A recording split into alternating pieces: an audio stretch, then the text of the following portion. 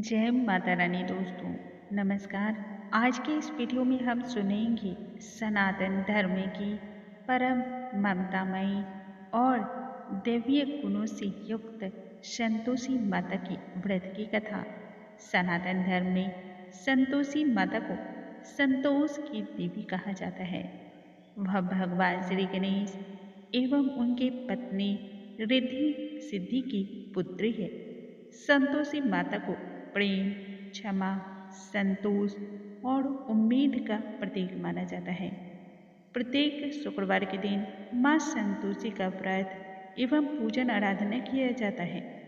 इस पूजन को करने वाले सभी भक्तों को माता रानी की आरती, पूजन विधि और अंत में माता की कथा अवश्य ही सुननी चाहिए, जिससे संपूर्ण व्रत का फल प्राप्त होता है और माँ संतोषी माँ आशीर्वाद देती है, जिससे भक्तों के जीवन में चल रही संपूर्ण समस्याएं समाप्त होती हैं।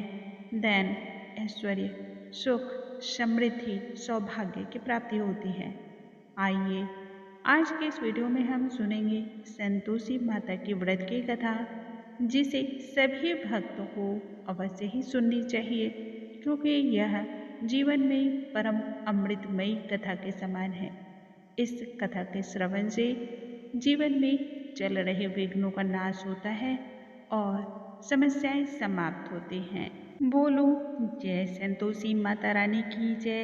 हे माँ, हम सभी के जीवन में चल रही मुश्किलों को आप दूर करना और हमारी इच्छाओं को पूर्ण करना। आप ही जगत के कल्याण हेतु अलग अलग रूपों से, अलग अलग नामों से अवतरित होती हो, ताकि संपूर्ण विश्व का कल्याण हो। आइए व्रत की कथा हम आरंभ करते हैं। एक बुढ़िया माई थी। उस बुढ़िया माई के 7 पुत्र थे। 6 कमाने वाले थे, जबकि एक निकम्मा था। बुढ़िया माई 6 बेटों को रसोई बनाती, भोजन कराती और उनके जूठन से जो कुछ भी बच जाता था वह 7वें पुत्र को दे देती। एक दिन वह पत्नी से बोला, देखो मेरी माँ को मुझ पर कितना अधिक प्रेम है। इस पर पत्नी बोली, हाँ हाँ क्यों नहीं, सबका जूठा जो तुमको खिलाती है। तब पुत्र बोला, ऐसा हो नहीं सकता। मैं जब तक अपने आंखों से ना देख लूं तब तक यह बात मैं मान नहीं सकता। इस पर उसकी पत्नी हंसकर बोली, देख लोगे तब तो मानोगे। वह बोला, हाँ। कुछ दिन बाद त्योहार आया। घर में 7 प्रकार के भोजन और चूरमे के लड्डू बने। वह जांचने को सिर दुखने का बहाना बना करके पतला सा वस्त्र सिर पर ओढ़ करके रसोई घर में ही एक कोने में चुपचाप सो गया। वह कपड़े के बीच में से पतली झिल्ली में से सब कुछ देखता रहा। जब भोजन बन गया तब 6 भाई भोजन करने आए।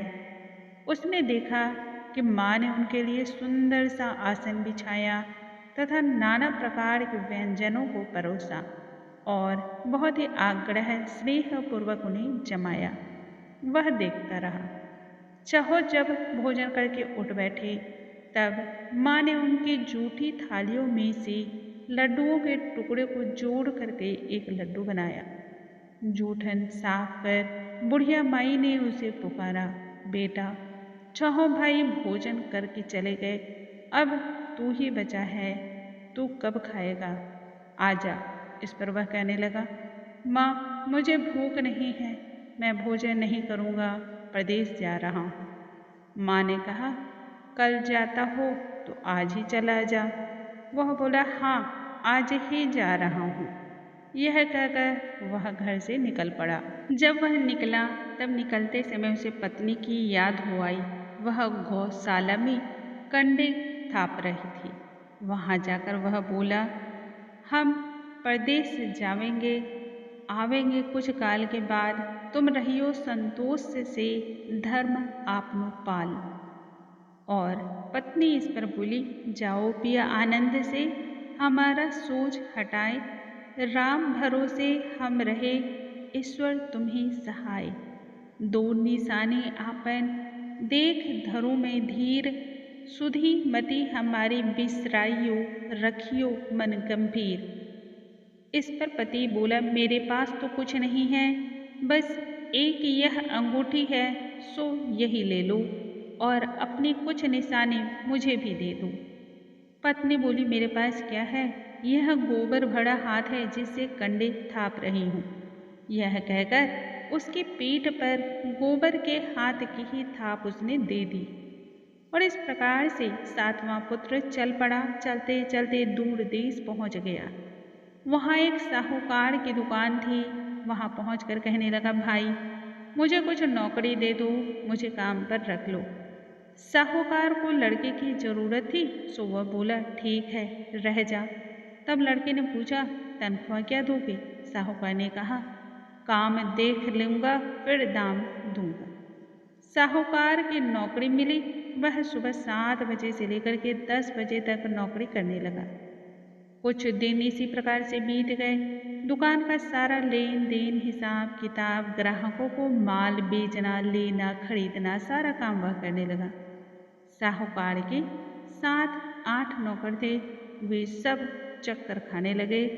यह तो बहुत होशियार बन गया है। सेठ ने भी काम देखा और 3 महीने में ही उसे आधे मुनाफे का फिर हिस्सेदार बना दिया। वह कुछ वर्ष में ही नामी गिरामी सेठ बन गया और मालिक सारा कारोबार उस पर छोड़ करके फिर चला गया।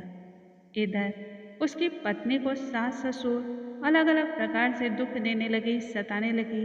सारे गृहस्थी का काम उससे कराते और जंगल भी भेजते लकड़ियाँ काट कर लाने के लिए। इसी बीच घर के आटे से जो भूसी निकलती उसकी रोटी बनाकर रख दी जाती और फूटे नारियल की नाड़ेली में पानी। इस प्रकार से पति की अनुपस्थिति में उसके दुख कटने लगे। दिन दुख भरे होते और रात काटे नहीं कटती। एक दिन वह लकड़ी बीनने के लिए जंगल जा रही थी। तब उसने देखा रास्ते में बहुत सारी स्त्रियां एकत्रित होकर के संतोषी माता का व्रत कर रही हैं। वह वहां खड़ी होकर के संतोषी माता की कथा को सुनने लगी और उसके बाद उन्होंने पूछा, बहनों तुम किस देवी देवता की आराधना कर रही हो एवं उसको करने से किस प्रकार का फल मिलता है? यदि तुम इस व्रत का विधान मुझे भी कह दो तो मैं तुम्हारा बहुत ही एहसान मानूंगी। उनमें से एक स्त्री तब बोली, बहन मैं ही संतोषी माता का व्रत कर रही हूँ और ये सभी भी संतोषी माता की ही पूजा कर रही हैं। इसको करने से निर्धनता, दरिद्रता समाप्त हो जाती है और मन में जो कुछ भी कामना हो, इच्छा हो, अवश्य माता रानी की कृपा से पूर्ण होती है। उन्होंने तब व्रत की विधि पूछी और उस भक्तमयी स्त्री ने कहा, 1.25 आने का गुड़ चना लेना, इच्छा हो तो 5.25 आने का लेना या 1.25 रुपये का भी अपनी सामर्थ्य के अनुसार लेना, बिना परेशानी और श्रद्धा और प्रेम से जितना भी बन पड़े सवाया लेना। प्रत्येक शुक्रवार को निराहार रह करके माता रानी की पूजा करना, कथा सुनना। इसके बीच में ध्यान रखना कि यह क्रम ना टूटे, लगातार नियमों का पालन करना और यदि कथा सुनने वाला कोई ना मिले तो घी का दीपक जलाकर उसके आगे जल के पात्र को सामने रख करके कथा कहना। जब कार्य सिद्ध ना हो तब नियम का पालन अवश्य करना और कार्य सिद्ध हो जाने पर व्रत का उद्यापन करना। यदि किसी की कुंडली के ग्रह खोटे भी हों तो भी माता वर्ष भर में ही कार्यों की सिद्धि अवश्य ही करती है। फल सिद्ध होने पर उद्यापन अवश्य करना चाहिए, बीच में उद्यापन नहीं करना। उद्यापन में 2.5 सेर आटे का खाजा तथा इसी परिमाण से खीर तथा चने का साग करना। 8 लड़कों को भोजन कराना। जहाँ तक मिले देवर, जेठ, भाई बंधु के हों, ना मिले तो अन्य रिश्तेदार या पास पड़ोसियों को बुला लेना। उन्हें भोजन यथाशक्ति करा करके यथाशक्ति ही दक्षिणा देना और माता का नियम पूरा करना। उस दिन घर में खटाई न खाना, यह सभी नियमों का पालन करना। इन सभी नियम और विधियों को सुनने के पश्चात वह लड़के की बहू वहाँ से चल पड़ी। रास्ते में लकड़ी के बोझ को ही बेच दिया और उन्हीं पैसों से गुड़ चना लेकर के माता के व्रत की तैयारी के लिए आगे वह चल पड़ी। सामने एक मंदिर था। वह मंदिर देख करके पूछने लगी, यह किसका मंदिर है? तब सब लोग कहने लगे, यह संतोषी माता का मंदिर है। सुनते ही माता के मंदिर में जाकर के उनके चरणों पर लौटने लगी और विनती करने लगी, माँ मैं निपट अज्ञानी हूँ, व्रत के ना तो नियम जानती हूँ ना धर्म जानती हूँ, मैं दुखी हूँ। हे माता जगत जननी, मेरा दुख दूर करो, मैं आज तेरी शरण में आई हूँ। माता को उस पर दया आ गई। एक शुक्रवार बीता कि दूसरे ही शुक्रवार उसके पति का पत्र आ गया और तीसरे शुक्रवार को उसका भेजा हुआ पैसा भी आ पहुंचा। यह सभी देख करके जेठ और जेठानी ईर्ष्याभर से जलने लगे, मुंह कान सिकुड़ने लगे। लड़के ताने देने लगे कि काकी के पास पत्र आने लगे, रुपया आने लगा, अब तो काकी की खातिर बढ़ेगी। बेचारी सरलता से हर बार कहती, भैया कागज आवे रुपया आवे हम सबके लिए अच्छा है। ऐसा कहकर आंखों में आंसू भर करके संतोषी माता के मंदिर में आकर के मातेश्वरी के चरणों में गिरकर वह रोने लगी। माँ मैंने तुमसे पैसा कब मांगा है? मुझे पैसे का क्या काम, मुझे तो अपने सुहाग से ही काम है। मैं तो अपने स्वामी के दर्शन की अभिलाषी हूँ। तब माता ने प्रसन्न होकर के कहा, जा बेटी तेरा स्वामी आएगा। यह सुनकर के खुशी से वो बावली हो गई और घर पहुंच करके अपने कामों में लग गई। अब संतोषी माँ विचार करने लगी, इस भोली भाली पुत्री को मैंने यह तो कह दिया कि तेरा पति आएगा, लेकिन वह किस प्रकार से आएगा वह तो इसे स्वप्न में भी याद नहीं करता है। उसे याद दिलाने के लिए अब मुझे ही जाना पड़ेगा। इस तरह माताजी उस बुढ़िया के बेटे के पास स्वप्न में चली गई और स्वप्न में प्रकट होकर कहने लगी साहूकार के बेटे से, सो रहा है या जाग रहा? तब वह कहने लगा, माता सोता भी नहीं जागता भी नहीं हूँ, कहो तुम्हारी क्या आज्ञा है? माँ कहने लगी, तेरे घर बार कुछ है कि नहीं? वह बोला, मेरे पास सब कुछ है, माँ बाप है, बहू है, फिर क्या कमी है? माँ बोली, भोले पुत्र तेरी बहू अति अधिक ही कष्ट को उठा रही है, तेरे माँ बाप उसे परेशानी दे रहे हैं, वह तेरे दर्शन के लिए तरस रही है, तो उसकी सुध ले। वह बोला, माताजी यह तो मालूम है, परंतु जाऊं कैसे? प्रदेश की बात है, लेन देन का कोई हिसाब नहीं, कोई जाने का रास्ता नहीं आता, भला किस प्रकार से जाऊं? तब माँ कहने लगी, मेरी बात को मान लेना, सवेरे नहा धोकर के संतोषी माता का नाम लेना, घी का दीपक जला करके दंडवत कर दुकान पर जाकर बैठ जाना, जमा का माल बिक जाएगा, सांझ होते होते धन का भारी ढेर लग जाएगा। अब उस बूढ़े की बात मान करके वह नहा धो करके संतोषी माता को दंडवत प्रणाम करके घी का दीपक जलाकर दुकान पर जाकर बैठ गया। थोड़ी देर में देने वाले रुपया लाने लगे और लेने वाले हिसाब लेने लगे। कोठे में भरे सामान के खरीदार नगद दाम देकर के सौदा करने लगे। शाम तक होते होते धन का बहुत भारी ढेर लग गया। मन में माता का नाम ले चमत्कार देख करके प्रसन्न हो गया और घर ले जाने के वास्ते ही गहना कपड़ा सामान इत्यादि खरीदने में जुट गया। यहाँ काम से निपटकर तुरंत घर को रवाना हो गया। उधर उसकी पत्नी जंगल में लकड़ी लेने जाती है। लौटते वक्त माता जी के मंदिर में ही वह विश्राम करने के लिए रुक जाती है। वह तो उसके प्रतिदिन रुकने का स्थान ही था। धूल उड़ती देख करके वह माता से पूछती है, हे माँ यह धूल कैसी उड़ रही है? इस पर माता कहती है, हे पुत्री तेरा पति आ रहा है, अब तू ऐसा कर कि लकड़ियों के 3 बोझ बना ले, एक नदी के किनारे रख दे, दूसरा मेरे मंदिर पर और तीसरा अपने सिर पर। तेरे पति को लकड़ियों का गट्ठर देख करके मोह पैदा होगा, वह यहाँ रुकेगा, नाश्ता पानी खाकर माँ से मिलने जाएगा। तब तो लकड़ियों का बोझ उठाकर जाना और चौक में गट्ठर डाल करके जोर से आवाज़ लगाना, लो सासू जी लकड़ियों का गट्ठर ले लो, भूसी की रोटी दो, नारियल के खोपड़े में पानी दो। साथ ही यह भी कहना, आज मेहमान यह कौन आया है? माता जी से बहुत अच्छा कहकर वह प्रसन्न मन से लकड़ियों का 3 गट्ठर बनाकर ले आई। एक नदी के किनारे पर रखा, दूसरा माता जी के मंदिर पर रखा। इतने में मुसाफिर वहां आ पहुंचा। सूखी लकड़ी देख उसकी इच्छा उत्पन्न हुई कि हम आज यहीं पर विश्राम कर लें और भोजन बनाकर खा पी कर तब गांव जाएं। इसी तरह रुक करके भोजन बना, विश्राम करके फिर गांव की ओर वह निकल लिया। सबसे बहुत ही प्रेम भाव से मिला। उसी समय सिर पर लकड़ी का गट्ठर लिए वह उतावले मतवाले सी आती है।